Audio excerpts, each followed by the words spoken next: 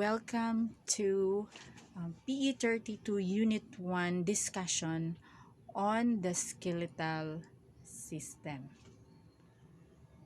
Okay, for this video, we are going to achieve two objectives, which are identify the musculoskeletal system and distinguish forms and functions of the skeleton and muscles.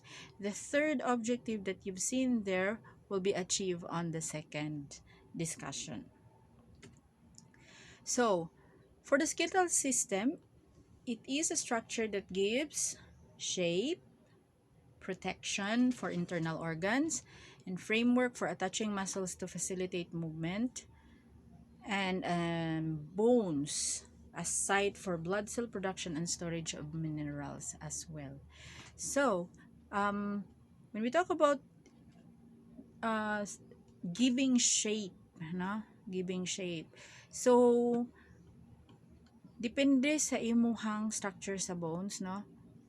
Siya ang maka-determine sa imuhang shape sa imong lawas. No? Whether dagko kag bukog or gagmay kag bukog or na-deform imong bukog or whatever, that will also correspond a shape for your body.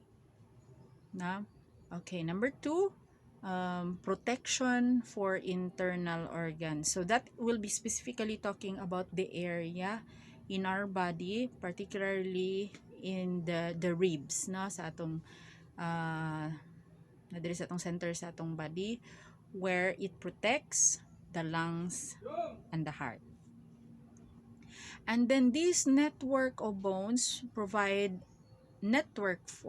framework for attaching muscles to facilitate movement. Later on sa atong topics makita nato diha no nga diha naka-attach ang different kinds of muscles, and then we will understand how they are related to each other, how they are connected to each other to allow us to move.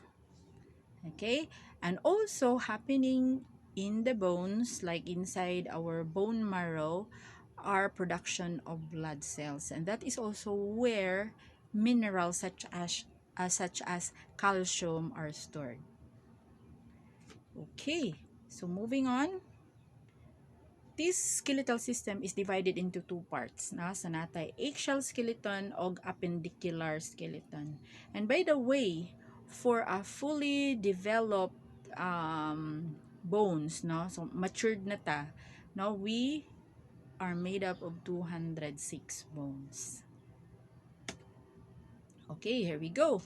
So, under the eggshell skeleton, we have three parts. We have the skull, as you can see in the picture.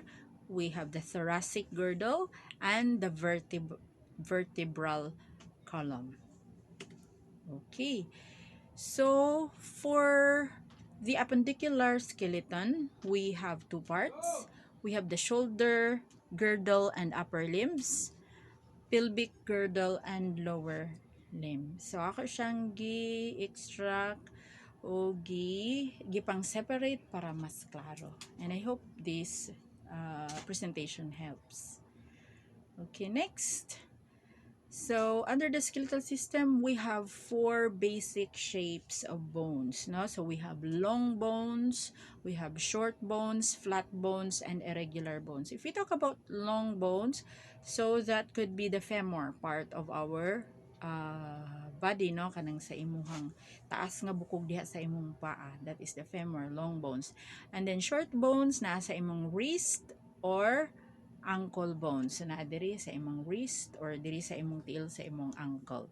And then for the flat bones, we have the skull and the scapula. And for the irregular bones, those are the bones on our vertebrae, na sa ato ang vertebral column. Now, there is a figure here emphasizing the parts of a long bone. So, for each end of the bone, kanang mura siya nag-shape, no, mura galingin sa on both ends. Kaya muna siya ginatawag nga epiphysis. And then, the center is diaphysis. And matters about this are discussed and could be read there on your handout. So on each end of that long bone, um, you have that white thing there that you can see. So what is that white thing? That is a type of a cartilage. And now, let's discuss joints. No? So joints. So unsa maning joints? Joints are links between bones of the skeleton, and they act to allow movement while working to stabilize the area of the body. And they are classified into three according to the balance that they allow between stability and mobility. So, ang joints na asiyay function, no, nga ano niya ang imong balance, no, sa imong stability o mobility, no, kung stable ba siya o ma-move ba siya, maka-move ba ka. Okay, so, here we go.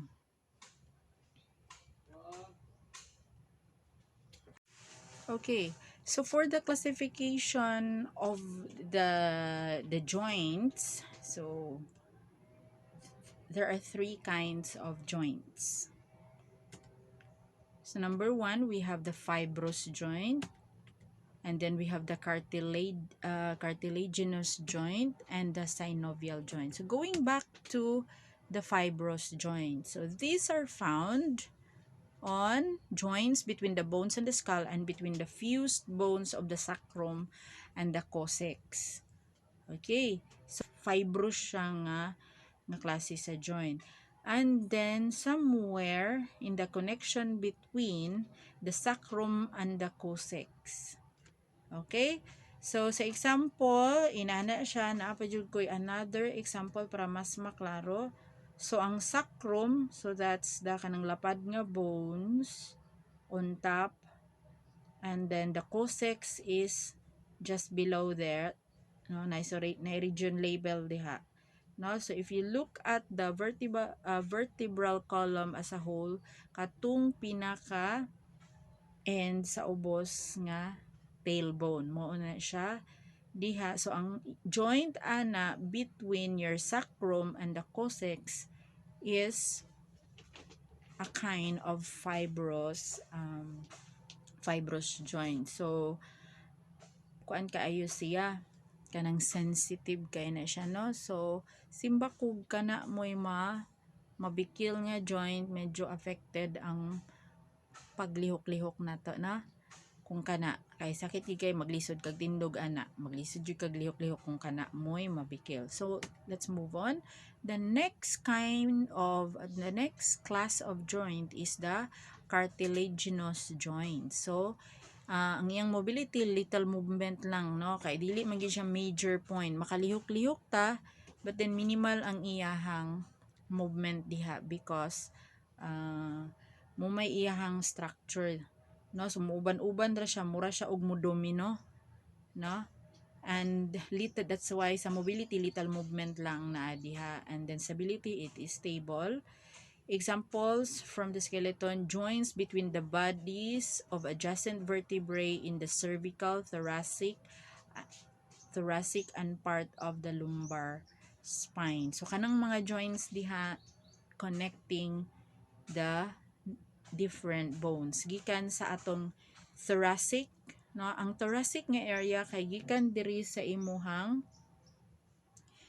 tangkugo, no, tangkugo paingon sa end sa vertebrae nimo nga diha pa naka-attach ang imuhang ribs, and then below that mao na day na siya imong lumbar nga spine, no. So below sa bone nga last naka-attach ang ribs, no, so that will be the lumbar spine. So in between that, no, that pila na siya ka bones diha ang cartilaginous joints. Okay, moving on. The third class of joint is called the synovial joint, no. So When we talk about mobility, sa iyang paglihok-lihok, free movement siya. Stability, less stable. And then example, joints between the bones of the arms and legs. So, nganong less stable siya, least stable? Kay, free lagi siya makapanglihok-lihok, pero when in terms sa pagpangusog, dili, kailangan nimo siya i-angle sa insakto, no? Kailangan naka-insakto nga support, pangandaman nimo siya, anticipate nimo ang movement before nimo siya i-execute. That is why for unanticipated movement, no, lugar makilo ka, gi-immobilize siyang di ba? Immobilize siyang gituyo nga makilo ka. So dili nimo siya tinuyo, no, example na duda kag basketball na mo ka natukod nimo siya. So unanticipated movement, wala nimo na ready ang iyang support para dili siya madaot, it can cause injury, no? So that's because it is least stable, no? Free siya mag-move pero dili siya inana ka stable. Dapat kay magbantay ka sa imuhang lihok.